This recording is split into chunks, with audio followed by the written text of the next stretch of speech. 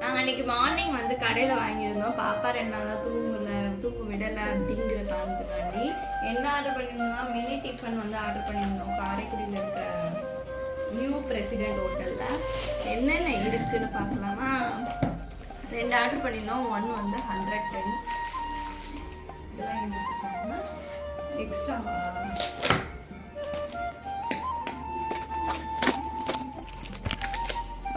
இதில் என்ன இருக்குன்னா 2 இட்லி ப்ளஸ் தோசை, ஒரு வடை, சாம்பார், பொங்கல், பூரி, தேங்காய் சட்னி, இது வந்து வதக்கு சட்னின்னு நினைக்கிறேன். இது கேசரி.